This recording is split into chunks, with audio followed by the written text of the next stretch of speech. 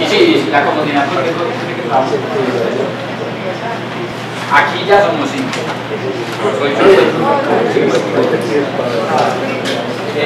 Entonces, estábamos hablando.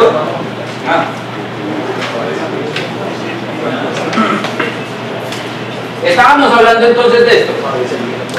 Recuerden, ustedes tranquilamente pueden hacer caso omiso de la ecuación. Les muestro la ecuación porque hay 2 y 3 personas, pero ¿cómo es que se llama? No vino Simón. Puse esto para que Simón preguntara cada rato. No, mentiras. Esto que estamos viendo aquí contiene exactamente la misma cantidad de información que ustedes tienen hasta ahora acerca del universo, simplemente que está escrito de manera compacta. De tal manera que ustedes pueden hacer tranquilamente caso omiso de la ecuación y quedarse con el contenido físico que lo hemos discutido extensivamente. Yo creo que ha sido claro, espero.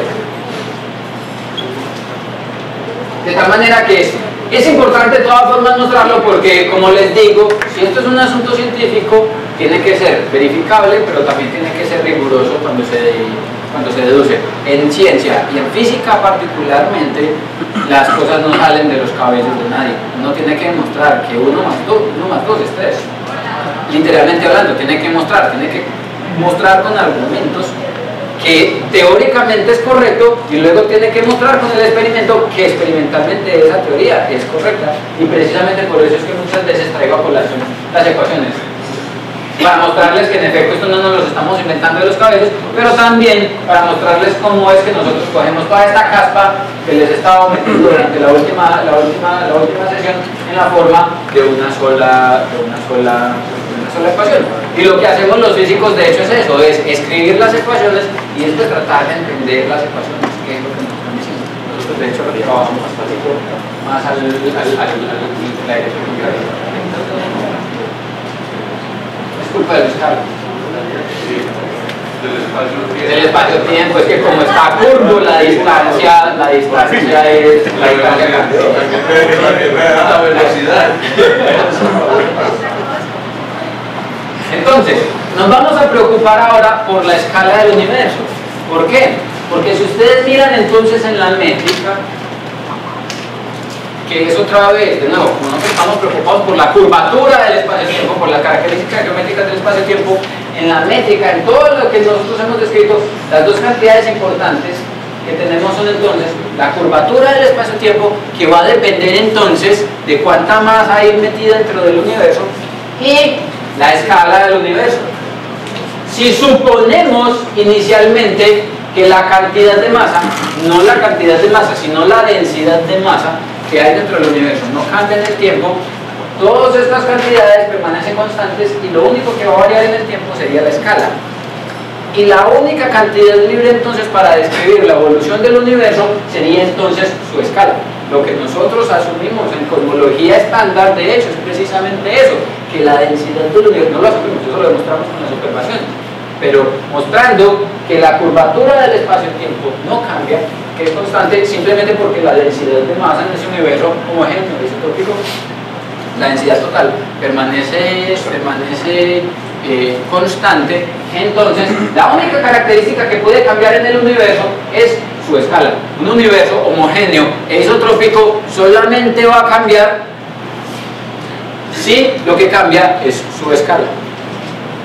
Y lo que vamos a ver entonces es cómo cambia la escala del universo y cómo se da la evolución del universo a través de la escala del mismo.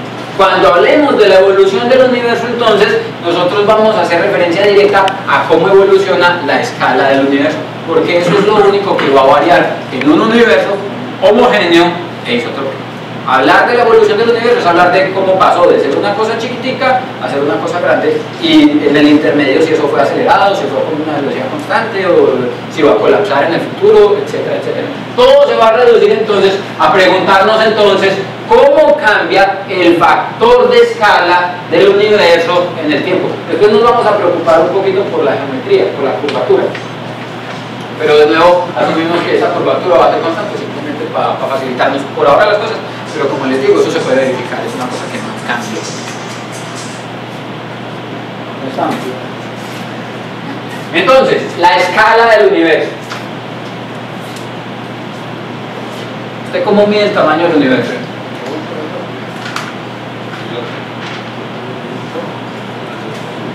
¿Usted cómo mide el tamaño de una cosa que es infinita? ¿Qué es una cosa infinita? Una cosa que no se puede medir. Entonces, ¿usted cómo mide el tamaño del universo? Pero igual, eso sin pensar que tenemos universos observables. Estamos hablando del universo. Ya sabemos que hay un universo observable que está asociado al límite de la raza espacial, pero más allá ya sabemos que hay un universo. De tal manera que el universo no se acaba en el radio de Hubble. ¿Ya? ¿Cómo cambia la escala en un universo infinito? ¿Cómo? ¿Cómo cambia la escala en un universo infinito? ¿Cómo cambia la escala en el universo infinito? Es más fácil de resolver. La primera pregunta, ¿cómo mide usted entonces el tamaño de un universo infinito? Si por definición una cosa infinita es una cosa que no se puede medir. Usted no puede medir el tamaño del universo. Nosotros no conocemos el tamaño del universo. Nosotros no podemos medir el tamaño del universo. ¿Por qué? Porque es que cuando usted mide, lo que usted está haciendo es comparar. Medir el tamaño de una silla es comparar el tamaño de esa silla con relación a un patrón, a un estándar que se definió arbitrariamente o como sea, pero que está definido y que es el patrón que usted utiliza para comparar. Lo mismo pasa con la masa, lo mismo pasa con el tiempo. Una medición no es más que una comparación.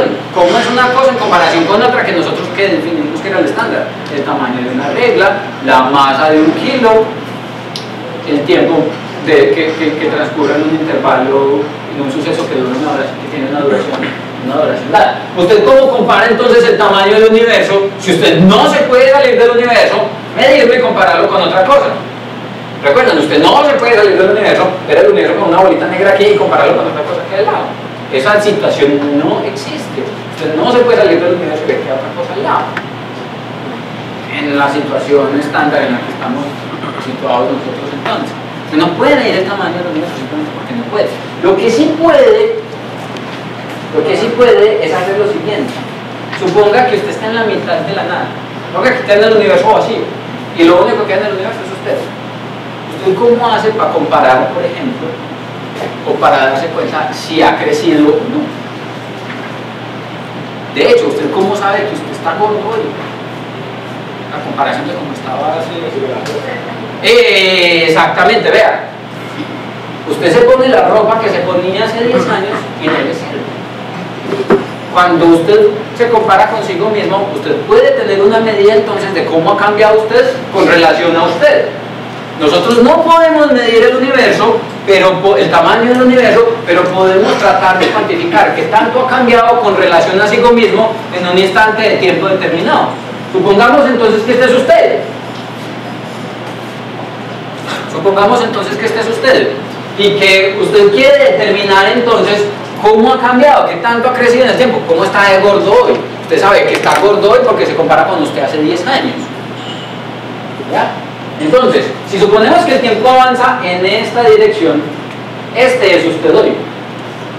Y usted sabe, bueno, todos nosotros sabemos que todos estamos creciendo hasta cierto punto, llegamos a pero pongamos que este es usted ahora. Usted sabe que usted crece porque usted se compara con la ropa que se ponía hace un año y se da cuenta que usted hace un año era 0.7 veces el tamaño de lo que es ahora.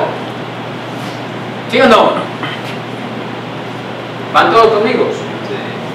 Sí. Y llega y se compara con cómo era hace 3 años y se encuentra que hace 3 años era 0.5 veces la mitad del tamaño que tiene ahora. Y se compara con usted hace 10 años y se da cuenta que hace 10 años usted tenía el 10% del tamaño que tiene ahora. Usted con este ejercicio no está midiendo qué tan grande es usted, porque usted no se está comparando con nada externo, pero comparándose consigo mismo, sí está verificando, 1, que en efecto su tamaño está cambiando, y 2, en qué manera lo está haciendo a lo largo del tiempo. ¿Ya? Mire que usted aquí no puede decir que usted mide 1 metro, o 10 metros, o 50 metros. Usted puede decir, este es mi tamaño hoy, y es más grande que el de ayer, que era un 70% el de hoy, y es más grande que el de hace 5 años, que el de hace 1 año, que era el 70% de hoy, y es más grande que el de hace 3 años, que era un 50% el de hoy, y es más grande que el de hace 10 años, que es un 10%. que era un 10% del que tiempo vale. Juan, eso es claro para hablar de escala, pero entonces yo cómo puedo decir que yo soy 2 veces más infinito que antes o 0.5 veces más infinito que ahora. O la otra pregunta, ¿a partir de cuándo el universo es infinito? O sea, es infinito. Porque, o sea, el partimos de que es infinito. Exactamente. Yo en 10.000 años o en 10 años 2 veces más infinito que ahora. Sí. Otra vez. Sí, no, ¿Qué es que hablamos de partimos más infinito que el otro. Bueno. Pero eso es la metafísica. Sobre si hay un infinito más grande que otro. Por eso. El tuyo es más grande que el infinito, y el infinito tuyo es más grande que el de él. El asunto es que, en efecto, el infinito no tiene límite, pero usted puede tener, en efecto, un universo infinito que cada vez se hace más infinito. Porque cada vez... Pero nos contradicimos en la misma definición, yo te entiendo, pero hablar de infinito, hablar 2 veces infinito, 4 veces infinito, es hablar de una cosa más grande, ¿no? Es hablar de una cosa 2 veces más grande, 3 veces más grande, 4 veces más grande. grande. El infinito no es tamaño. Sí. No, porque no tiene límites. Y para poder hablar de tamaño, tenemos que no ver límites. Por eso. Ya no. Es que cuando yo lo veo con yo veo un tamaño, yo fijo un punto. Desde adentro fijo un punto, que es que no es el mismo punto que vos. El problema es ese, que es que el punto en el que vos pones ese infinito es completamente arbitrario. Estar lejos como el cabo. No, lo que entiendo, pero es que el infinito no tiene punto. Ahora la que voy para abajo del infinito. Yo creo que se puede hacer entonces es esto claro. Si usted es la única persona en el universo, está en la mitad de la nada, no tiene absolutamente nada con qué compararse, usted no puede determinar cuál es su tamaño en comparación con nada, porque no se puede comparar con nada, pero sí se puede comparar con usted mismo. Comparándose con usted mismo, usted sí puede responder a una pregunta. Usted no puede responder a la pregunta ¿cuál es mi tamaño? Pero sí puede responder a la pregunta ¿cómo ha variado mi tamaño? Con esto. De esta manera usted puede responder a la pregunta ¿cómo ha variado mi tamaño? El niño va a responder ¿cómo ha variado su tamaño? Él va a decir, vea, mi tamaño ha variado de la siguiente forma. Yo antes era chiquitico, ahora soy grande y a lo largo del tiempo he crecido a esta rata. Eso es lo que nosotros vamos a hacer con el universo. Nosotros no podemos medir el tamaño del universo, pero sí podemos determinar a qué rata ha crecido el universo a través de simplemente mirar cuál es el tamaño relativo del universo en diferentes instantes de tiempo. Cómo ha cambiado el universo con relación a sí mismo. En particular, cómo ha cambiado el universo con relación al universo que nosotros vemos ya, con relación al universo que nosotros vemos hoy. Si este fuera el universo, nosotros ya sabemos que el universo se está expandiendo, es decir, el universo está creciendo. El universo hace unos millones de años era más pequeñito que lo que es ahora. Hace unos 3.000 millones de años era más pequeñito de lo que es ahora. Hace 10.000 millones de años era mucho más pequeñito de lo que es ahora. La fracción de diferencia entre este y este, es decir, si el punto 7, el punto 5 o el punto 1, la fracción de diferencia a diferentes instantes de tiempo es el que va a marcar la rata de expansión del universo. De tal manera que para nosotros entonces cambiar el muñequito por el universo va a ser igual y tratar de buscar cuál es la diferencia entre estas dos líneas, y entre estas dos líneas nos va a ayudar a responder cómo cambia ese factor de escala a lo largo del tiempo. Porque miren entonces que si podemos medir cómo cambió esto y esto a lo largo del tiempo, respondemos inmediatamente a esa pregunta. Y responder a la pregunta entonces de cómo cambia el factor de escala es lo que nosotros queremos en el tiempo. A nosotros no nos están preguntando, dígame cuál es el factor de escala hoy o cuál es el tamaño del universo hoy. No nos importa. Lo que nos importa es a qué rata ha cambiado su escala. ¿Ya? ¿Perdón? ¿Y cómo se mide? He ahí el problema. Entonces, usted puede definir la escala y esa A que nosotros tenemos aquí, así como el caso del niño, la vamos a definir simplemente como la razón entre el tamaño o la escala del universo. Yo lo pongo aquí en tamaño, como tamaño, pues usted no puede medir el tamaño del universo, usted mide la escala. La escala del universo hoy relativa a la escala del universo a un instante dado relativa a la escala del universo hoy. ¿Ya? Exactamente. Nosotros por convención vamos a decir que el factor de escala del universo hoy es 1. ¿Ya? Así como en el caso del niño, vamos a decir que la escala del universo es 1.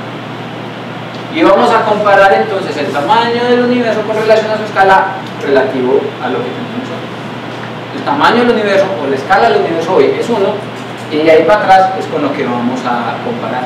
De tal manera que el factor de escala para nosotros va a ser un número que va desde 0 hasta 1, donde 1 indica la posición o el tamaño presente del universo y 0 indicaría el tamaño del universo por allá en sus orígenes. Entonces, cuando yo calculo la expansión, yo estoy asumiendo de que el universo siempre se está expandiendo, es decir, no hay forma de que... No, yo puedo hacer este dibujo, poner estos muñequitos aquí al otro lado y tener un universo que se expande y que colapsa.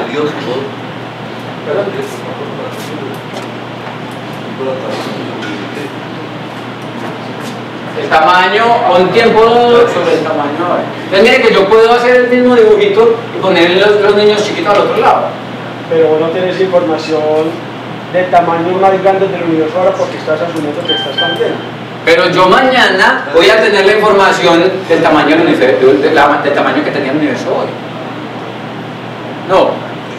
Pues tendría que demostrar que está concediendo. Por eso, precisamente a través de ese hecho. Otra vez, ¿qué le pasa a una persona? ¿Qué me pasó a mí? Ya, yo medía 50 centímetros, 80 centímetros, 1,20 m, 1,70 m, 1,35 m, 1,38 m. Dejé de comer, dejé de dormir, empecé a trasnochar, y empecé a caer, y 1,77, 1,76, 1,75, bueno, 1,74. ¿Por qué sé que estoy más pequeñito que antes? Porque es que los pantalones ya no me cuelgan como me colgaban antes. Porque con relación a ese punto máximo, cuando medía 1,78, me veo que soy 0,8 veces más pequeñito. ¿Ya? De tal manera que como yo tengo los datos hoy, si los guardo para compararlos con los de mañana, puedo darme cuenta si mañana, puedo darme cuenta mañana si lo que está pasando es que me sigo expandiendo o me sigo contrayendo. Pero yo no tengo en ese momento indicios. No, en este momento usted no tiene indicios para ver qué es lo que pasa mañana, observacionales. Usted tiene la oportunidad de escribir ecuaciones para esta cosa como una función de tiempo y predecir, pero tiene que esperar hasta mañana para ver si esa predicción si es verdadera o no. ¿Ya? Miren entonces que el factor de escala, primero entonces, es una cantidad que va a variar en el tiempo, como ya vemos con la analogía del niño. Uno puede hablar entonces en lugar de decir mi tamaño, o hablar hay una relación directa. ¿Lo que quiero decir es esto? Hay una relación directa entre el factor de escala y el tiempo. Miren que hablar, en este caso, de un tiempo más grande es hablar de un factor de escala más cercano a 1. ¿Cierto? Miren, 0, 1, 2, 10, En la medida en la que el tiempo crece, el factor de escala decrece. Entonces, hablar de un tiempo más grande es hablar de un factor de escala más cercano a 1. ¿Sí o no? ¿Cómo va a ser el factor de escala mañana? Suponiendo que el universo se está expandiendo. ¿Mayor o menor que 1? Mayor que 1. El factor de escala en el futuro, cuando el universo se está expandiendo, puede ser mayor que 1. Porque esta división, el tamaño mañana, como el universo se está expandiendo, el tamaño mañana va a ser más grande que el tamaño ahora. Y esta división entonces le va a dar mayor que 1. El factor de escala con un universo en expansión en el futuro da por encima de 1. Y es posible. Es posible. Entonces, el factor de escala, además de ayudarme a determinar la escala en la que está cambiando el universo, lo puedo utilizar como una medida de tiempo. Porque usted puede decir, vea, hace N años yo me podía poner esta camiseta, o usted puede decir, cuando yo tenía esta escala me podía poner esta camiseta. Y hablar de las dos situaciones lo localiza temporalmente en el mismo evento. ¿Sí o no? Y usted utiliza esa terminología. Usted a veces dice, hace 20 años tenía esto, o usted decía, cuando esto pasaba conmigo, Y en lugar entonces de utilizar el tiempo, nosotros podríamos utilizar entonces el factor de escala como coordenada temporal. Y eso lo vamos a hacer. La evolución del tiempo en muchos aspectos, la evolución temporal del universo en muchos aspectos, la vamos a parametrizar. No con el tiempo, sino con el factor de escala.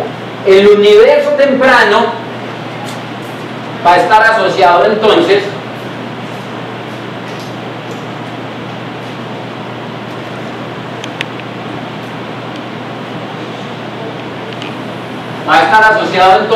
a un valor del factor de escala que va a ser cercano a 0, ¿cierto? Porque el tamaño, en el caso del universo temprano, cuando era muy chiquitico comparado con el que tiene ahora, de tal manera que esta división de un número muy chiquitico cercana a 0. Y el universo actual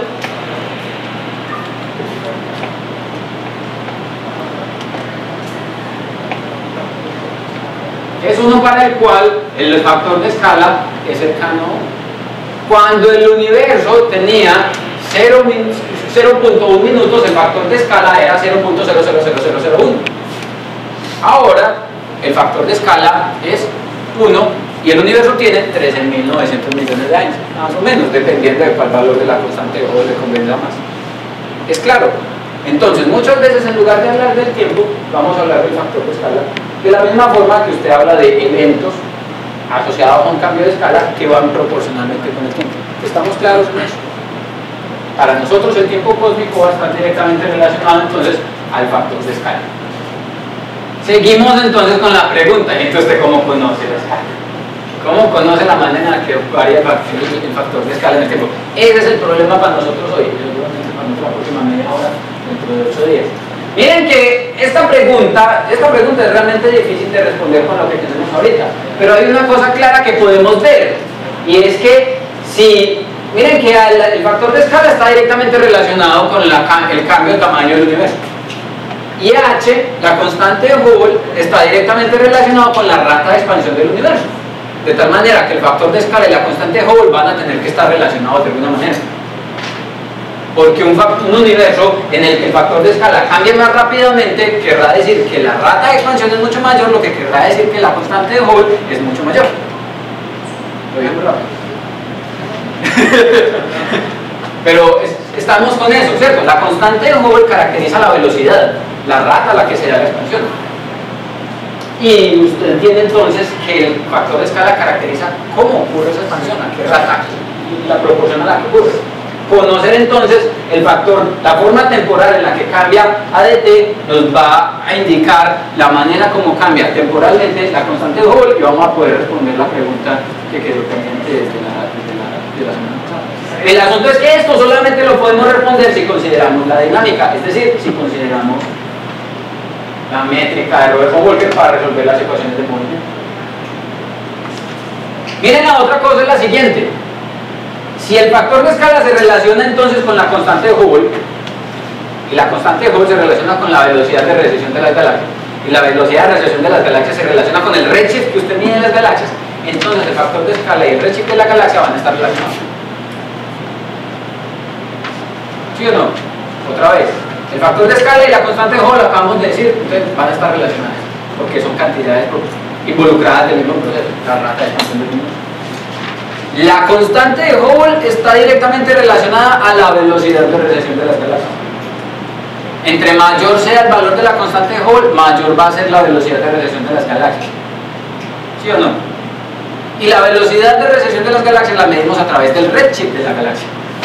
De tal manera que son proporcionales. Entre mayor es el redshift, mayor es la velocidad de recesión. De tal manera que puede ser mayor la constante de Hubble. Entonces tiene que haber una relación entre el parámetro, el factor de escala y el redshift. Y esa es la forma como nosotros medimos el factor de escala. Porque usted no mide la constante de Hubble, usted mide el redshift. Y vamos a ver que en efecto medir el redshift es medir la escala del universo en el momento en el que se emite la luz que se está observando. Y por ahí es por donde nos le vamos a meter al universo para estudiar su ¿estamos claros?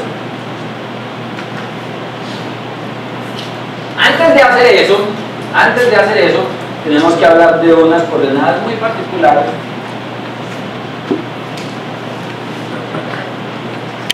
marcadores de colores. ¿Ah? Antes de hablar de eso, tenemos que hablar de unas coordenadas muy particulares en el universo. Se conocen como coordenadas comóviles. Son un sistema de coordenadas. Simplemente que las ponemos así para dar cuenta por la expansión del universo de manera simplificada. Consideremos la siguiente situación entonces. Usted suponga que tiene un universo en expansión, ¿cierto? Y que tiene dos galaxias, la galaxia A y la galaxia B. Como ese universo está en expansión, el tejido del espacio-tiempo en ese universo se expande, de tal manera que usted antes tiene esta situación y ahora tiene esta situación. ¿Sí o no? Eso es lo que dice la expansión del universo en términos del dibujo. Ahora, consideremos que esas dos galaxias A y B están quietas. Ellas no se mueven, están pegadas con clavos al lugar en el que están posicionadas, ¿cierto? ¿Qué va a pasar cuando el espacio-tiempo, cuando el universo se expanda, cuando se cree espacio-tiempo entre esas dos galaxias? ¿Las posiciones de esas dos galaxias van a cambiar? No, como lo que se expande es el tejido cósmico, lo que cambia de tamaño es la grid del espacio-tiempo, pero las dos posiciones de las galaxias quedan constantes, porque ya están pegadas con clavos al lugar donde están. No hay ninguna condición que lo obligue a usted o que le impida a usted poner una galaxia en un lugar del espacio-tiempo y que esa galaxia se quede quieta en el espacio-tiempo. Véalo ahí. Eso no es una galaxia. Y eso está quedando quieto ahí en ese lugar del espacio-tiempo. No hay ninguna condición física que le impida a usted tener esta situación. Miren lo siguiente. A través de la ley de Hubble nosotros sabemos que esta galaxia se alejó de esta. Eso es claro, y eso lo medimos, y eso lo pusimos. Es tan importante que lo llamamos ley. ¿Sí o no? Esa distancia que separa las dos galaxias, nosotros la vamos a llamar la distancia física, la distancia que usted mide a través de la ley de Hubble.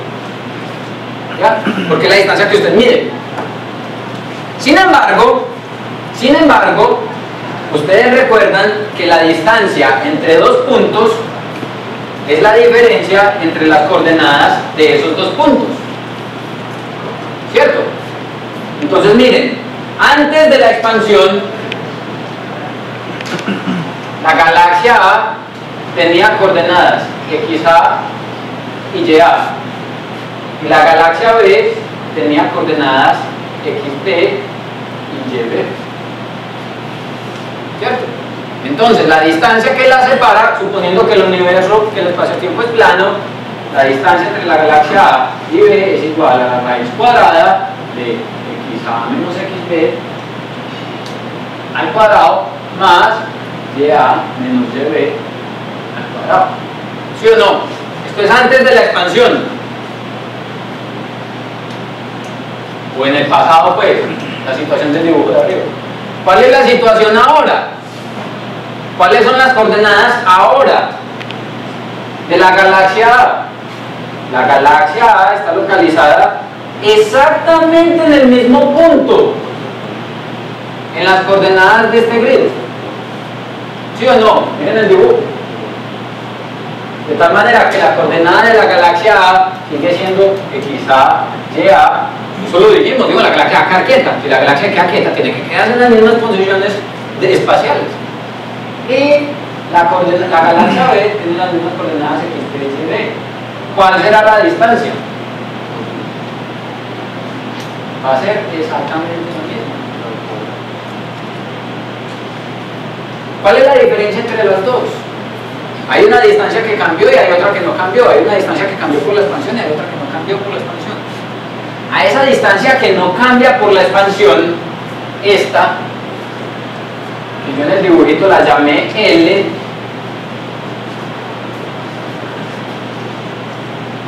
la vamos a llamar la distancia comóvil o las coordenadas comóviles. Y a la que sí cambia por la expansión, cuando medimos la distancia de las galaxias a través de la ley de Hubble, la llamamos la distancia física. Hay dos sistemas de coordenadas en los que uno le puede hablar al universo. En un sistema de coordenadas en el que las galaxias no se mueven, lo que pasa es que el universo se expande y se contrae y las galaxias se quedan quietas ahí. otro sistema de coordenadas en el que usted mide la rata de expansión del universo y cuenta la rata de expansión del universo en la distancia que separa los dos puntos. Es exactamente igual que las pasas en la torta. Las distancias o las coordenadas comóviles representan las coordenadas de la pasa en la torta mientras que ella se está expandiendo. ¿Las pasas pasean por la torta cuando la torta está expandiendo? No, las posiciones de las pasas permanecen constantes y la distancia que la separa en ese sistema de coordenadas del grid de la torta es exactamente la misma que antes. Pero la distancia que usted mide con una regla sí cambió. La distancia que usted mide con una regla, como es observador externo, sí cambió porque está dando cuenta por la expansión del universo. ¿Estamos claros?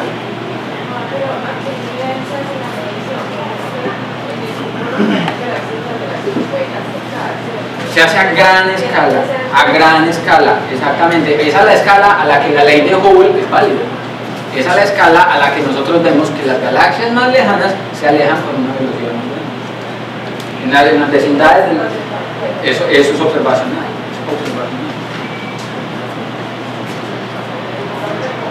Miren entonces.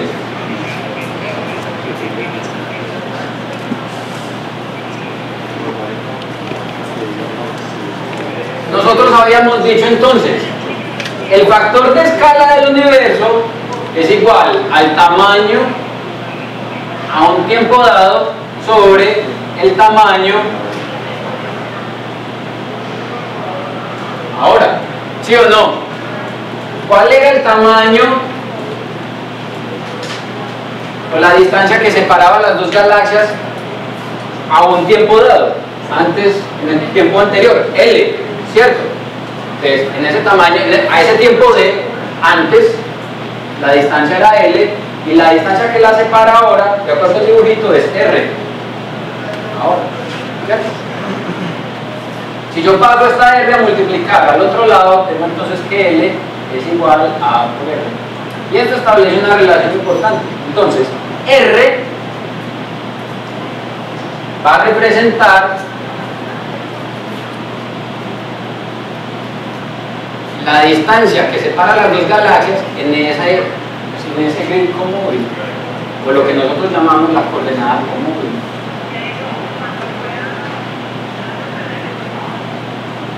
En coordenadas comóviles, la expansión del universo casi no se nota, porque las posiciones de los objetos en esas coordenadas comóviles no cambian. Sí se puede notar porque usted puede medir la rata a la que se alejan las pasas de usted, una de otra. Pero las coordenadas de las pasas no cambian, son las mismas. Esta que tenemos aquí la vamos a llamar la coordenada física.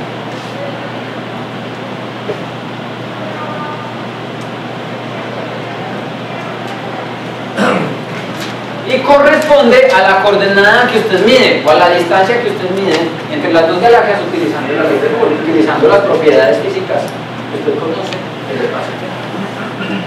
¿Ya? Eso es importante. Eso es importante porque miren que la relación entre las coordenadas físicas y las coordenadas comóviles están dadas a través del factor de escala.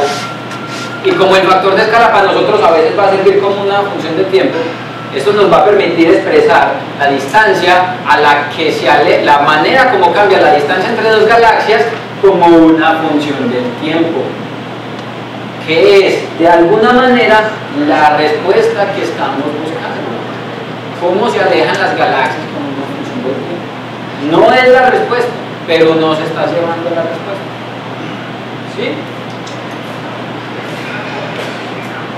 Yo lo que no pago mucho es la regla tiene que ser la misma en los dos casos, ¿no?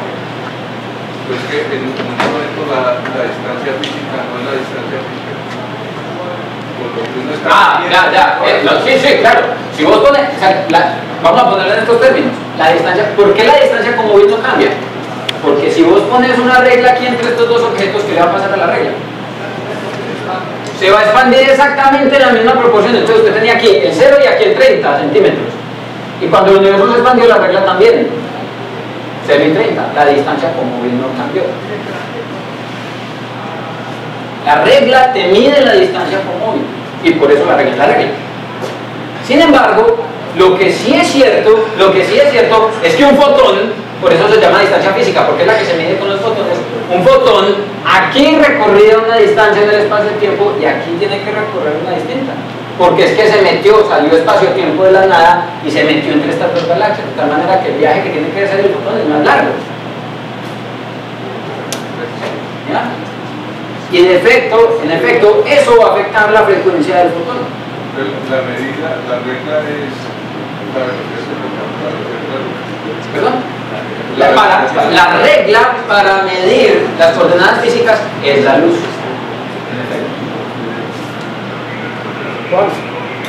Juan, pero entonces, si la velocidad de la luz son 100.000 kilómetros por segundo, entonces eso es en el antes. En el ahora sigue siendo lo mismo, 300.000 kilómetros por segundo, pero con un kilómetro diferente al otro.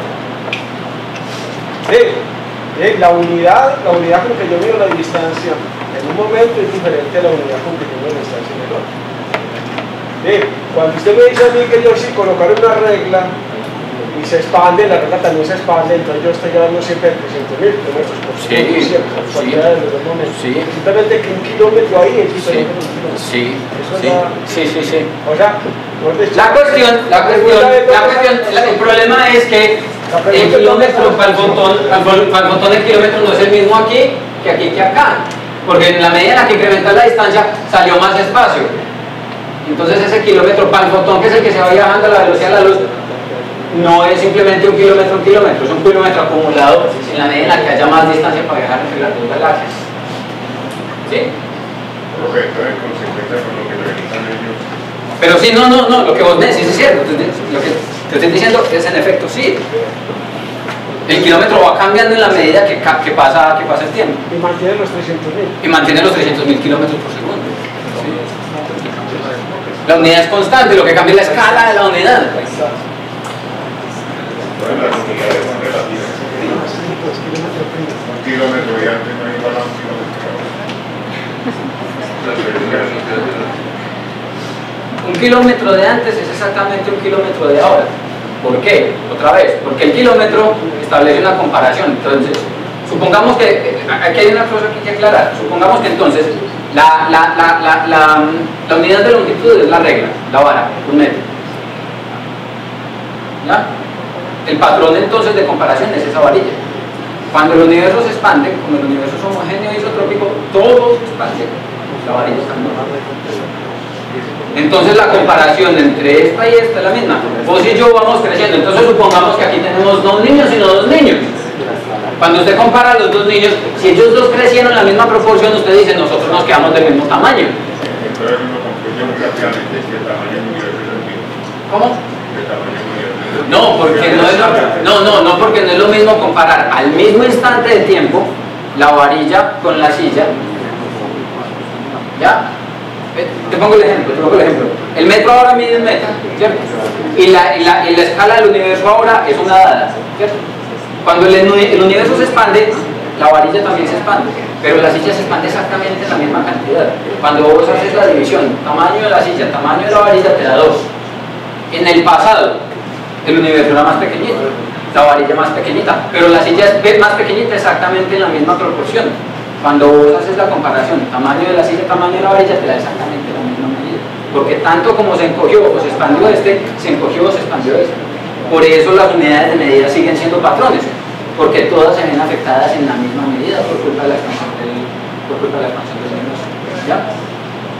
El universo no tiene el mismo tamaño, porque el universo hoy es más grande que el universo de ayer. Porque estás comparando en dos instantes de tiempo distintos. El problema es que vos no contás con la varilla con la que mediste ayer, sino que tenés la varilla de hoy. ¿Ya? Si tuvieras la manera de contar con la varilla de ayer, es decir, si pudieras ser Dios y aislar la varilla de la expansión del universo, podrías ver que en efecto la varilla de ayer es más cortita que la varilla de hoy. Que es el ejercicio que usted sí puede hacer con su ropa. Que es el ejercicio que usted sí puede hacer o que el niño sí puede hacer con la ropa. Esa es una aclaración. La otra, la expansión del universo no afecta a los objetos físicos.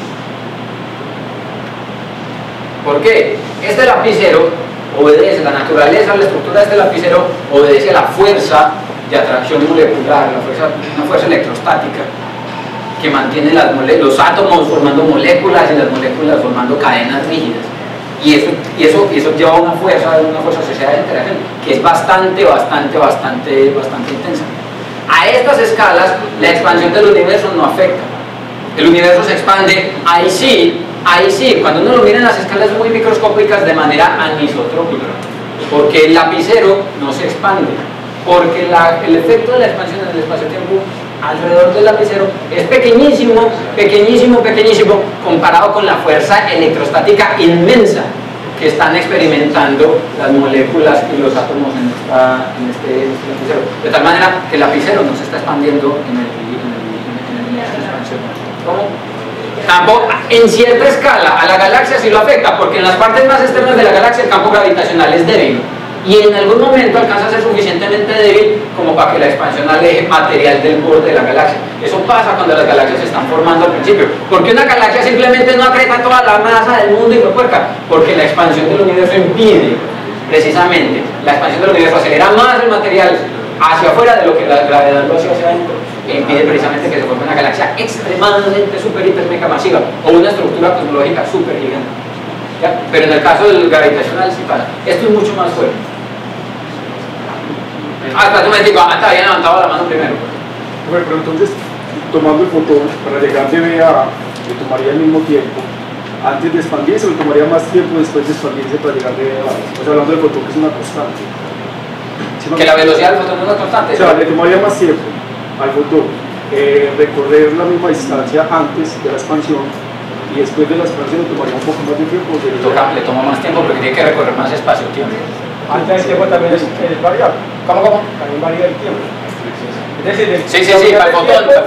Eso, la unidad del tiempo antes es distinta a la unidad del tiempo. Es la razón por la cual existe el horizonte es la razón por la cual existe el radio Hall. Porque estás en ese borde en el que el universo se expande a 300.000 km por segundo y el fotón también viene a 300.000 km por segundo. Si eso no pasara, el horizonte no existiría. En efecto, el fotón entonces, también hay un impedimento ahí para el tiempo de viaje del fotón, por culpa de la creación de más espacio entre la galaxia A y la galaxia B. Entonces el tiempo se va dilatando. Eso ya no es una dilatación temporal, es simplemente el fotón tiene que viajar más. El fotón simplemente tiene que viajar más.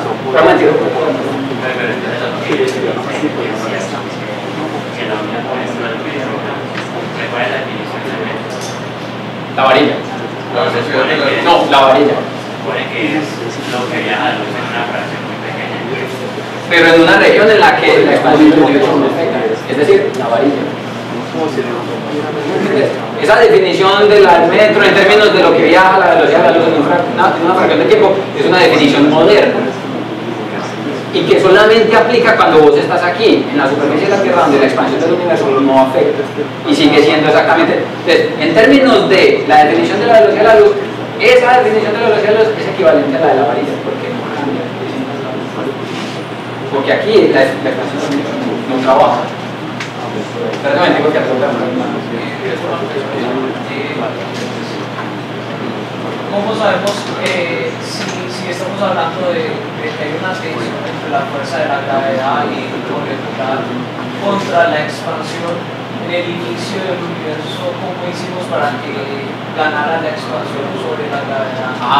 Esa es otra pregunta, que está básicamente pegada ahí de donde sale cómo sacamos la de T. ¿Cuál es el origen de la expansión? Podríamos pensar que también el universo fue infinitamente pequeño y que siempre ha estado... Primero ganó la gravedad. Porque tenía que existir siempre espacio-tiempo más que masa. Entonces tiene que decir que había ese fin. Es que en efecto, algo pasó en el universo primitivo que no está pasando ahora, que dejó de pasar hace mucho, que solamente pasó por una fracción chiquitica de un segundo en el universo primitivo, asociado con las condiciones físicas rarísimas que se llama la inflación. El universo estaba lleno de un campo de partículas extrañas que inyectaron una cantidad de energía al espacio-tiempo que fue lo que provocó el empuje. Ese campo de partículas extrañas no tiene nada que ver con el campo de masa y afecta de manera no digamos lo nociva, pero de manera notable la dinámica del universo. Eso es lo que vamos a ver cuando hablemos precisamente de inflación. Necesitamos hablar un poquito de partículas cuánticas porque la inflación es un proceso mecánico cuántico y ahí es de donde va a salir precisamente la expansión del universo. ¿Por qué diablos se está expandiendo el universo? ¿Por qué se expande una papeleta o la onda de choque de una papeleta? Porque algo explota, algo dota, algo libera un proceso energético, libera un montón de energías. Y eso produce una cosa que expande. ¿Qué fue ese proceso energético que liberó ese montón de energía? ¿Y cuáles fueron las condiciones de ese proceso energético que hicieron que ese proceso esa liberación de energía se diera con unas condiciones particulares que dieron un pie al origen que nosotros vemos ahora? Es el que da pie a lo que nosotros llamamos inflación. Intentamos ver un poquito de las otras cositas de partículas para hablar de eso. Densidad. Densidad.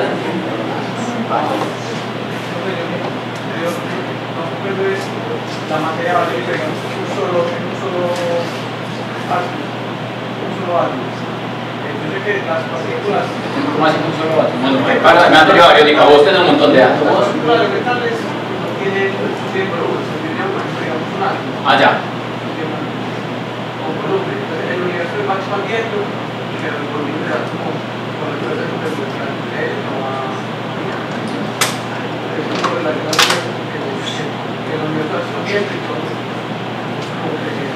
Nosotros nos quedamos así, porque la fuerza evita. Entonces ahí es donde yo les digo, la expansión del universo es anisotrópica, localmente, muy localmente, porque esas fuerzas particulares ya ahí sí dominan el comportamiento del universo. Para ponerlo en términos reales, la métrica del espacio-tiempo alrededor. Entonces, el problema es que cuando usted considera los electrones y átomos, ya tiene que escribir una métrica distinta, porque además de campo gravitacional, tiene campo eléctrico, campo y la métrica cambia. Como la métrica cambia, las condiciones de la expansión cambian. Y localmente en ese punto, entonces, uno ve que la solución es, no, aquí en ese punto alrededor del atomito de hidrógeno, no hay expansión. Claro, la regla gigante de esta cosa. Juan, pero en los futuros del universo, más adelante, en situaciones extremas, en situaciones extremas, otra vez hay que irse para la métrica y en esa condición hay que ver cuándo la expansión del universo es suficientemente fuerte para inclusive superar la fuerza que mantiene ligada a un protón y un electrón. ¿Ya? Por ahora, en este momento no lo es, entonces no nos complicamos con esa. Hablemos de la densidad entonces para que Pablo nos deje en paz. Y no, es importante porque, como les acabé de decir ahorita, entonces usted no puede determinar la masa que hay en el universo, pero lo que es cierto es que la masa le dice cuál es la geometría del universo. Entonces, ¿cómo va a resolver el problema? ¿Cómo va a resolver el problema? Yo le estoy diciendo, usted necesita saber cuánta masa hay en el universo para saber cuál es la curvatura del universo, para saber cómo evoluciona el universo. Pero me está diciendo además que usted no puede medir la masa del universo, en efecto, porque en un universo infinito usted puede construir esferas de tamaño infinito y cada vez encerrar más y más masa. Entonces usted mediría masa infinita. Entonces usted nunca podría responder a la pregunta de cuál es la masa del universo. Y en efecto no podemos. Lo que sí podemos hacer es medir la densidad de masa del universo. Es decir, cuánta masa por unidad de volumen hay encerrada en una esfera de 1 kiloparsec, 2 kiloparsecs, 10 kiloparsecs, 10 megaparsecs, 1 gigaparsec. ¿Ya? Eso sí lo podemos medir y eso sí no va a dar una cantidad infinita. ¿Ya?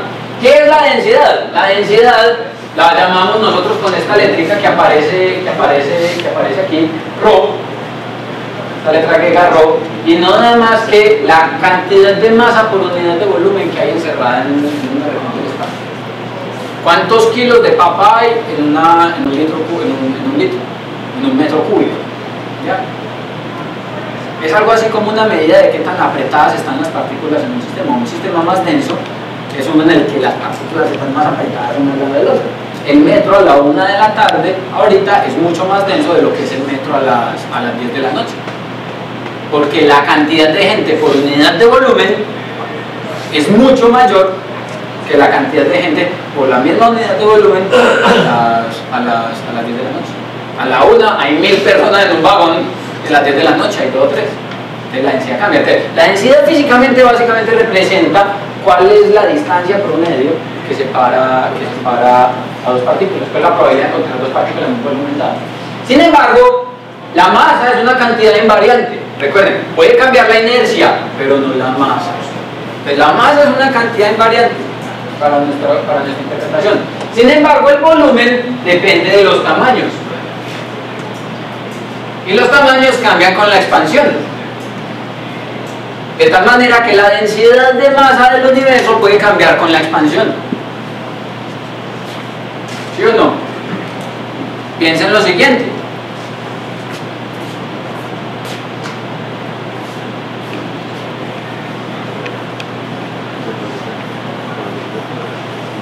Piensen lo siguiente.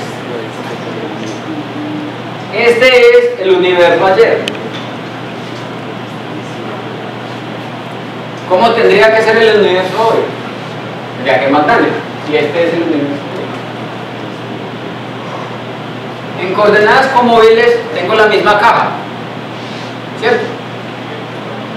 De tal manera que tengo aquí una caja de 100 por 100. De tal manera que esta es la caja de 100 por 100, ¿cierto? Dentro de esta caja yo tengo metido una masa dada, una masa M. ¿Cuál es la masa que tiene que haber aquí adentro?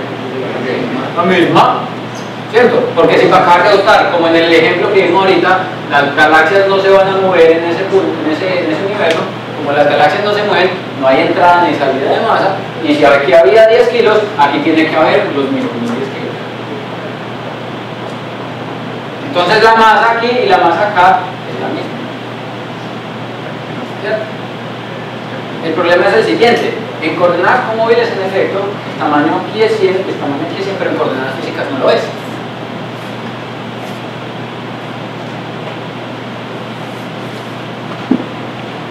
¿Todos están de acuerdo con eso? Claro, porque es que esta galaxia que está aquí está más lejos de esta galaxia de acá que lo que estaba antes. Eso fue lo que nosotros vimos con la expansión del universo con el Hubble. Entonces este tamaño realmente en coordenadas físicas no son 100, ni son 100, sino que es ¿cuánto? 100 por A, 100 por A. De hecho, estos serían 100, estos serían los comóviles, y estos serían entonces 100 por A, y estos serían 100 por A, donde A es el valor del factor de escala del universo en este instante de tiempo en el pasado. ¿Sí o no? No, al contrario. Una fracción menor, en efecto. La caja es más pequeñita en el pasado. Pero entonces yo podría, si yo pongo ese A en la representación más grande, eso da diferente. Sí, porque ¿cómo? Estás mirando al futuro. Exactamente, si haces exactamente el dibujo así, pones A aquí, estás mirando cómo sería la caja. ¿Cierto? Miren entonces, la masa sigue siendo la misma, pero el tamaño, el volumen, perdón, que es el lado de la caja al cubo, se vuelve entonces el lado de la caja multiplicado por A, que es el lado de la caja multiplicado por A, al cubo. Entonces eso se vuelve A al cubo por la coordenada comóvil al cubo, el tamaño comóvil al cubo. ¿Ya? Esto se vuelve entonces el volumen comóvil del... el volumen comóvil, o el volumen hoy, porque este sería el equivalente al volumen hoy, dividiendo la masa hoy multiplicado por el factor de escala. Esto me da entonces la densidad de masa del universo como una función del factor de escala, que como habíamos dicho es igual a la densidad de masa como una función del tiempo, porque el factor de escala y el tiempo para mí van a terminar siendo la misma cosa. Entonces miren qué es lo que veo. Si yo llamo la densidad hoy, yo digo la densidad hoy es igual entonces a la masa sobre el volumen hoy. Lo que estoy viendo es que la densidad a cualquier tiempo es igual a la densidad hoy multiplicado por A a la menos 3, lo que es lo mismo, la densidad hoy dividido A la 3. ¿Ya? ¿Cómo es el factor de escala? El factor de escala con relación a hoy es menor que 1. A es un número menor que 1. Un número menor que 1 elevado al cubo es un número mucho menor que 1. Y un número dividido, un número mucho menor que 1 es un número más grande. Lo que quiere decir que en el pasado la densidad de masa era más grande que lo que es hoy. Y tiene todo el sentido del mundo. Si vos estás inflando la torta, la densidad de torta tiene que disminuir porque la misma cantidad de masa ahora está distribuida en un volumen mayor. Eso pasa, ojo, eso pasa para la masa. Estamos calculando la densidad de masa, no la densidad de masa-energía del universo. Esto es para la masa. La densidad de energía no es masa sobre volumen, es otra cosa. Y la densidad de energía oscura no es energía oscura sobre volumen, es otra cosa. Solamente esto es válido para la masa. La densidad de masa, es decir, la densidad de Juan Carlos, de Pepe, de todo, de masa bariónica, inclusive de materia oscura, decrece en la medida en la que el universo se expande. Simplemente porque los mismos 3 kilos de papa se tienen que distribuir en un volumen que cada vez es más y más y más y más grande. Eso es lo que dice la expansión del universo. No, si todas las galaxias se están alejando, el número de galaxias por unidad de volumen, cada vez que el universo se hace más grande, se vuelve menor. Y la densidad de galaxias entonces disminuye. La masa entonces, la densidad de masa, perdón, decrece debido a la expansión del universo. Y esto va a ser muy importante, porque como les decía ahorita, la expansión del universo va a depender de cuáles son las fracciones en las que está distribuida su masa-energía. Pero para complicar el problema, esas fracciones cambian en el tiempo. Porque la densidad de masa hoy es una fracción de lo que era hace 3.000 millones de años. Eso complica, eso enchicharrona la dinámica de una manera bastante importante. Porque hace entonces que en algunas épocas de la evolución del universo, por ejemplo, la expansión fuera dominada por la masa, por las vacas y los caballos. Pero en alguna otra época la expansión fuera dominada por la radiación, simplemente porque la densidad de radiación era mayor. Y en alguna otra época la expansión vaya a ser dominada por la energía oscura. Y esos regímenes son los que se encargan de asegurar que haya una aceleración, una expansión extra acelerada en el universo primitivo, que la velocidad de expansión sea más o menos constante, por ejemplo, cuando la que domina es la masa, y que la expansión del universo sea completamente acelerada, ahorita, por ejemplo, que es cuando empieza a dominar la energía oscura. Por eso es importante saber, entonces, de qué está hecho el universo y en qué proporciones están distribuidas esas componentes, ahora, para acabar de ajustar, como una función del tiempo en la medida en la que el universo se expande. ¿Vio por qué tenía que esperar a que llegara la densidad? ¿Estamos claros? La densidad de Carlos, la densidad de Pepe, la densidad de Mario, la densidad de Raúl, la densidad de María, de Consuelo, de todas esas cosas, cambia en la medida en la que el universo se expande. Solamente de esta forma para la masa bariónica. Una cosa parecida le pasa a la densidad de energía asociada a los cambios de radiación, o a la densidad de energía de la materia oscura. Simplemente que la rata a la que cambian es diferente, porque la naturaleza física de esos cuerpos es diferente. Esa diferente forma, como vamos a ver después la próxima semana, va a hacer que en algunos momentos entonces tenemos que considerar cuándo domina la energía oscura y cuándo domina la radiación. Y eso es lo que hace que sea importante entonces considerar la manera como revolvemos los ingredientes en la receta.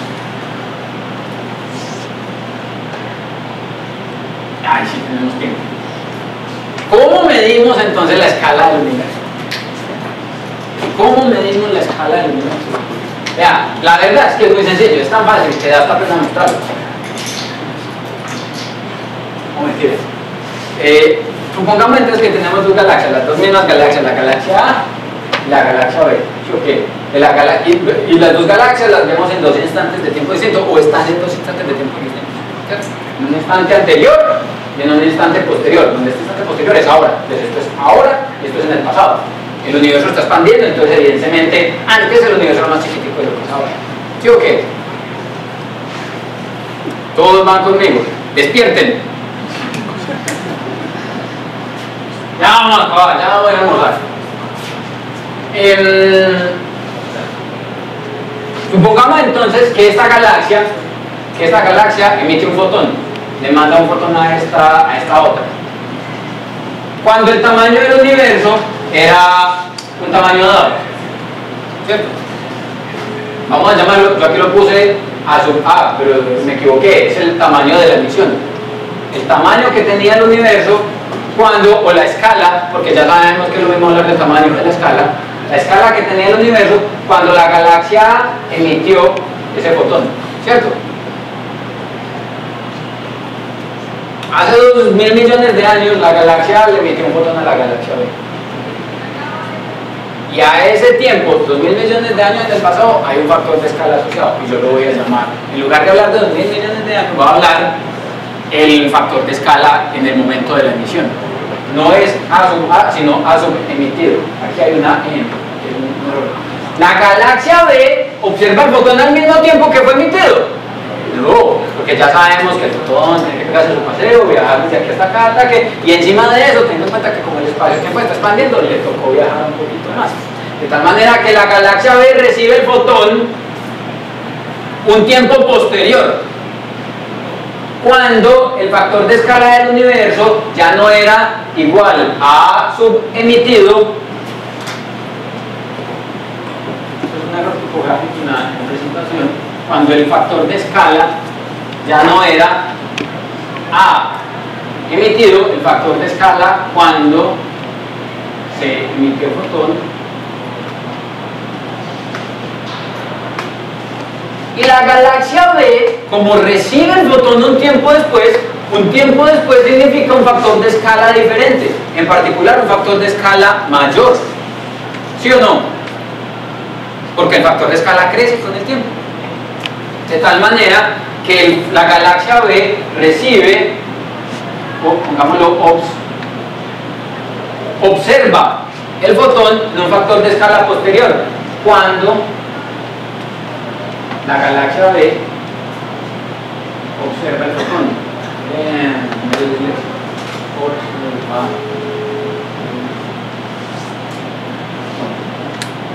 ¿Cierto? Entonces tenemos dos instantes de tiempo distintos que están caracterizados por dos factores de escala distintos.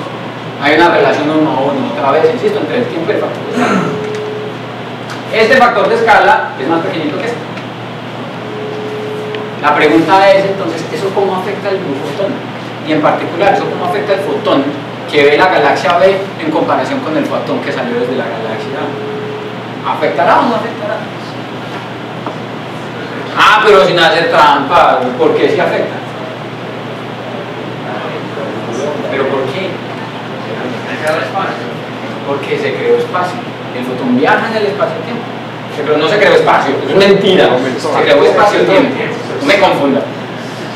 Se creó espacio-tiempo y el fotón viaja en el espacio-tiempo. Si el espacio-tiempo cambia, la trayectoria del fotón cambia. Las características de la cosa donde tiene que cambiar, donde tiene que viajar, el fotón cambian. Y en efecto, las características del fotón observado van a ser distintas a las características del fotón emitido. En particular, miren entonces, nosotros sabemos, miren qué fue lo que dijimos. Nosotros dijimos, las distancias físicas son iguales al factor de escala multiplicado por las distancias comóviles, ¿cierto? Un fotón está caracterizado por un número muy interesante, la longitud de onda. La longitud de onda, como su nombre claramente lo dice, es una longitud, es una distancia, ¿sí o no? Lo que quiere decir que cuando el fotón se emitió, tenía una longitud de onda de emisión, y cuando se detectó, tenía que tener una longitud de onda de observación, y estas dos son diferentes, porque las longitudes cambian por culpa de la expansión del universo. ¿Cómo están relacionadas? A través de esta relación. ¿Ya? La longitud de onda emitida es igual al factor de escala del universo multiplicado por la longitud de onda observada. Recuerden que esta, la comóvil, la que aparece aquí, hace relación a lo que usted ve hoy mientras que la que viene al otro lado del igual hace relación a lo que usted vio en el pasado. ¿Esto qué quiere decir? Miren esta relación, ¿qué quiere decir? Es la misma que tengo acá. Escrita de una forma distinta. Esta está acá.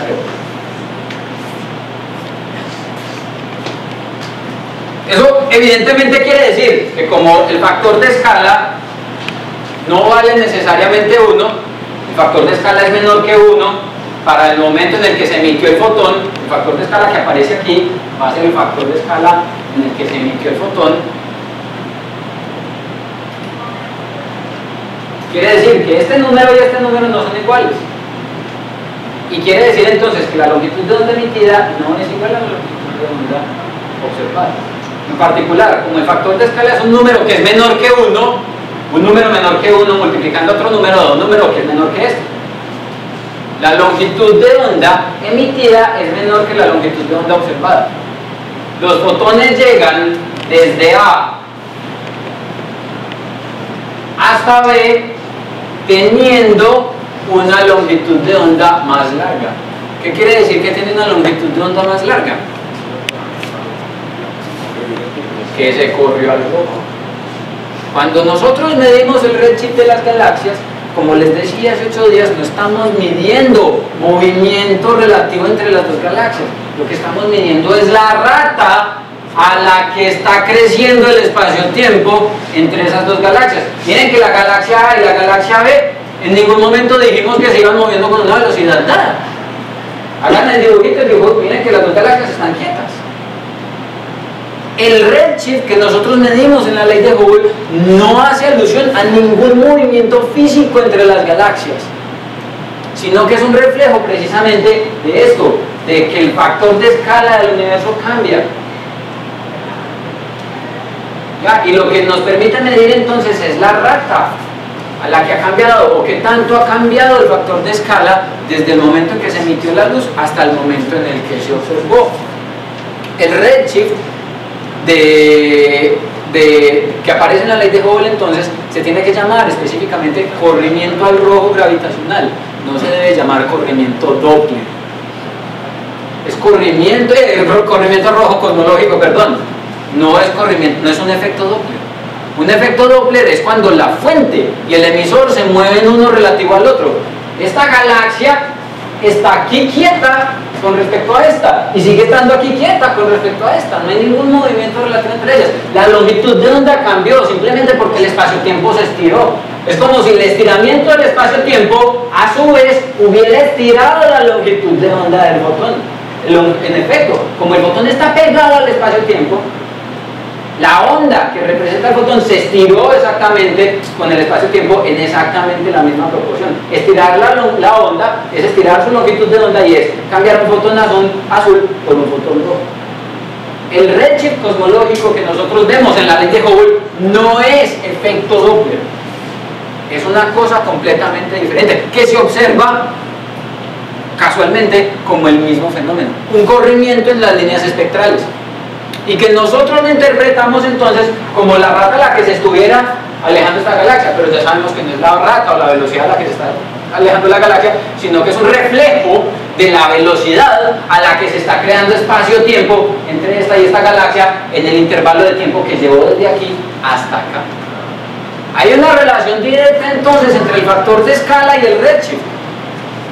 Miren entonces que el redshift que se mide a través del corrimiento de las líneas es directamente proporcional a qué tan grande o qué tan pequeñito es el factor de escala. El redshift cosmológico entonces, como vamos a ver, no es más que una medida de qué tanto ha cambiado el universo, qué tanto se ha expandido o qué tanto se ha contraído, porque también puede ser el universo desde el momento en el que se emitió la luz. ¿Estamos claros? A ver, un fotón. Claro, el tipo que levantó la mano primero. Aquí es el factor de escala de emisión. ¿Cómo? No, porque el fotón se emitió en el pasado. Claro, usted no puede emitir un fotón mañana. Porque usted le llegue un fotón hoy. Por eso, usted está midiendo la longitud de... Esta es la longitud de onda que está midiendo. Mira, este es el ejemplo que habíamos hecho. Este es el tamaño hoy, esta es la longitud ayer y este es el factor de escala ayer. ¿Ya? Pero es que ese factor de escala es la relación que hay entre el tamaño del tiempo ahora y el tamaño ahora. Y el tamaño ahora. Tenemos que remitirnos a otro instante más allá. Y el tamaño, exactamente, mírenlo, no. Vuelvo a acabar de decir, el factor de escala es la relación que hay entre el tamaño hoy y el tamaño ayer. Hace R acá y le da, en efecto, el factor de escala es la relación entre el tamaño del universo hoy y ayer. Como ayer es más pequeñito, esto da menor que 1. Y es lo mismo que pasa acá. ¿Sí? Entonces, si usted en lugar de poner L, pone la longitud de onda ayer cuando se emitió el fotón, aquí tiene que poner el factor de escala ayer cuando se emitió el fotón, porque es que estás comparando el factor de escala ayer con el de hoy. Y pones aquí la longitud de onda observada hoy y tenés esta. El factor de escala me permite medir la escala del universo ayer con relación al tamaño de hoy, por eso es menor que hoy. ¿Sí? Luis Carlos, ahora sí. No, yo estaba, si se mete, ya están haciendo la distancia. O sea, si se mete un fotón azul, cambia con la distancia un fotón rojo. Sí. Pero la velocidad no cambia. La velocidad no cambia.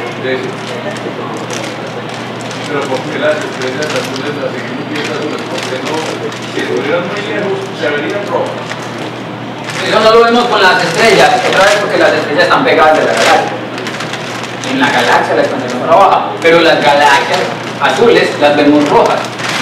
Las galaxias azules, las galaxias que sabemos deberían ser azules, las vemos rojas. Cuando uno va a un telescopio,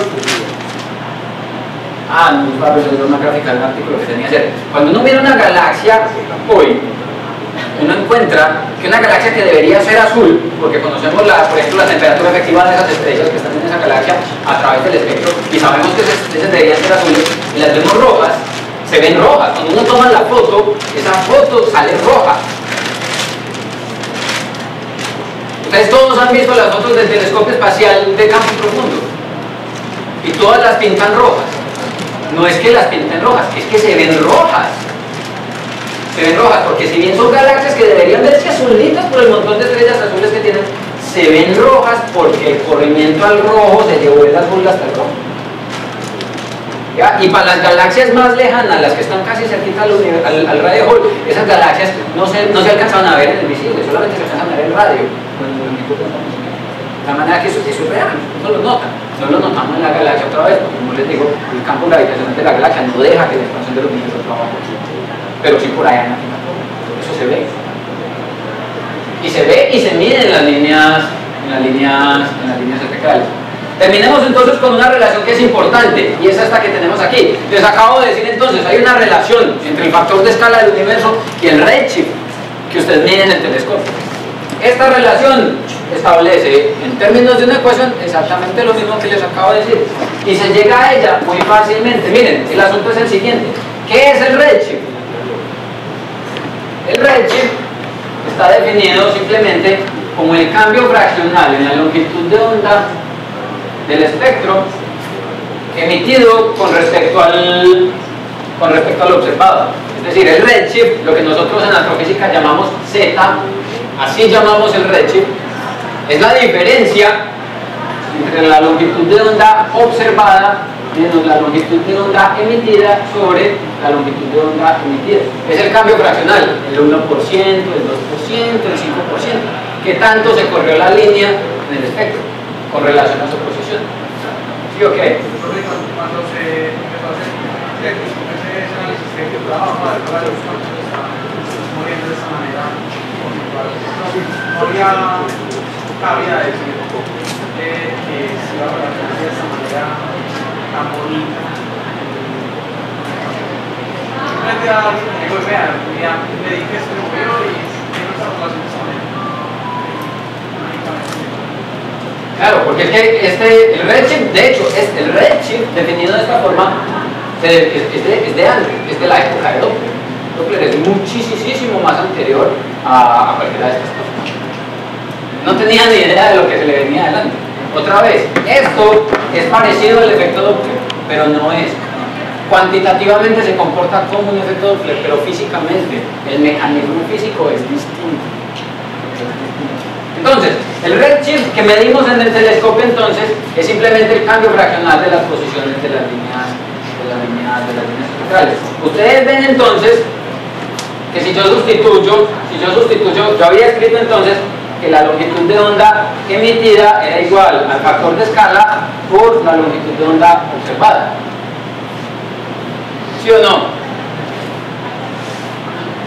Eso era lo que habíamos acabado de escribir. Si yo sustituyo esa relación acá, esta la meto acá, voy a encontrar en términos generales entonces que el redshift es igual a, lo puse ahí, a menos 1.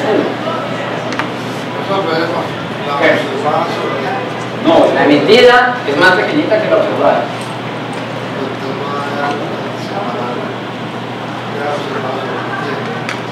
¿Cómo? No, está bien.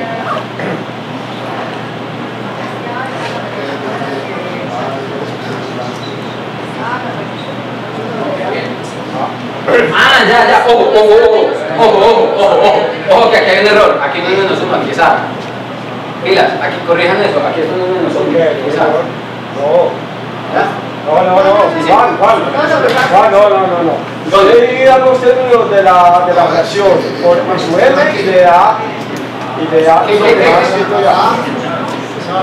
Ustedes dividen, Z es igual al lambda observado menos lambda emitido sobre el... No. Ya, es correcto. ¿No? ¿Ese efecto? Sí, es correcto. No, lo que está malo es la deducción final de que A es igual a 1 sobre 1 más Z. No, mira aquí. Perdóname. Si No. Z es igual a menos 1. Mira, yo lo tengo aquí. A sobre Z es igual a menos 1. A es igual a... Entonces yo tengo A es igual a Z más 1. Sí. Sí, esto es lo que está mal. Claro, esto es efecto de una combinación maléfica entre el trasnocho y el hambre. Déjenme, yo corrijo esa... No, pero yo tengo una pregunta. Z, si yo tengo un corrimiento en rojo, Z es más grande. Sí. ¿De acuerdo? Sí. Quiere decir entonces que la longitud es mayor. Quiere decir entonces que la contracción es más grande. Porque se va estirando mucho más que la expansión. La expansión, eso. Sí. Si yo aumento Z en esa relación que tengo en el cuadro, quiere decir que la expansión está siendo mucho más pequeña. No, la relación es correcta. Piensen lo siguiente, la relación, piensen en lo siguiente. Olviden esto que aquí hay un error.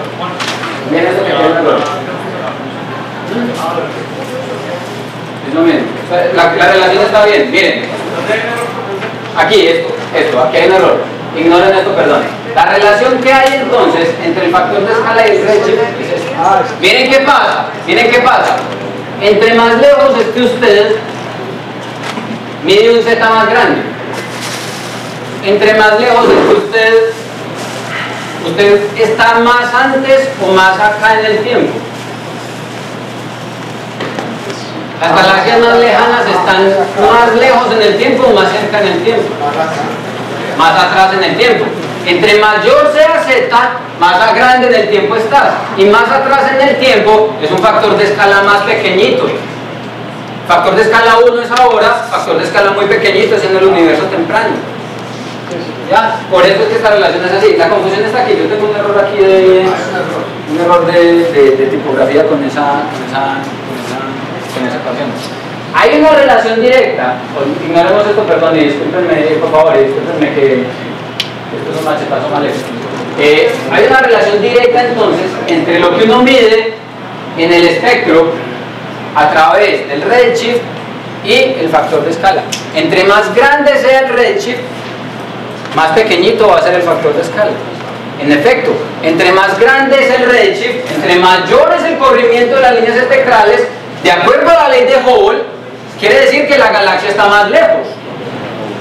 ¿cierto? Porque la ley de Hubble dice, entre mayor es el redshift, más grande es la distancia, mayor es la velocidad de recesión, lo que quiere decir que mayor es el redshift a la galaxia. Pero una galaxia más lejana se encuentra más atrás en el tiempo, ¿sí o no? Y una galaxia que está más atrás en el tiempo está en un instante de tiempo en el que el factor de escala era cada vez más pequeñito. Entonces, entre más grande esta división se vuelve más pequeñita y usted en efecto tiene esto. El factor de escala le dice a usted cuánto ha cambiado proporcionalmente el tamaño del universo, y el redshift le dice también exactamente lo mismo. Medir el factor de escala o medir el redshift es exactamente lo mismo. Medir el redshift es básicamente entonces medir el factor de escala que tenía el universo en comparación a hoy, el factor de escala que tenía el universo en el momento en el que la luz fue emitida. Supongamos que tenemos una galaxia que tiene un redshift de 1. Supongamos que tenemos una galaxia que tiene un redshift de 1. Una galaxia que tiene un redshift de 1 tiene asociado un factor de escala de 1 sobre 1 más 1, 2. 1 sobre 2 es 0.5. Una galaxia que tiene un redshift de 1 emitió su luz cuando el universo tenía la mitad del tamaño de lo que tiene ahora. No la edad, el tamaño. Es lo mismo. El tamaño. ¿Ya? Miren, entonces, 1 más 1, 2, un medio, era el factor de escala en el momento en el que esa galaxia que tiene un redshift de 1 emitió su luz. Yo corrijo, la deducción es lo de menos. Yo quiero que entiendan esta relación. Yo espero que la deducción no los haya desviado del comportamiento que quiero que vean acá. Está clara la relación entre el redshift y el factor de escala. Un redshift más grande es un instante más primitivo del universo. Un instante más primitivo del universo es un factor de escala más pequeñito en comparación a otro. Entonces, con relación a la pregunta que me estaban haciendo ahora, ¿usted cómo mide entonces la escala del universo? Usted la mide simplemente midiendo el redshift. Y gracias a eso, gracias a esto, no le doy picos porque no sé si la pared está limpia, pero gracias a esto es que nosotros podemos hacer cosmología, porque tenemos una manera directa de medir la escala del universo a cualquier instante de tiempo. De tal manera que si podemos medir Z para diferentes galaxias, vamos a tener entonces el factor de escala para diferentes instantes de tiempo. Y eso cada vez nos está llevando más a la solución de nuestra pregunta. ¿Cuál es A como una función del tiempo? Que inicialmente es entonces la solución de cómo es que se expande el universo, cuál es la dinámica del universo. ¿Está todo claro? Dejemos por ahora así. No se les olvide dejarnos la hojita de las preguntas de las respuestas a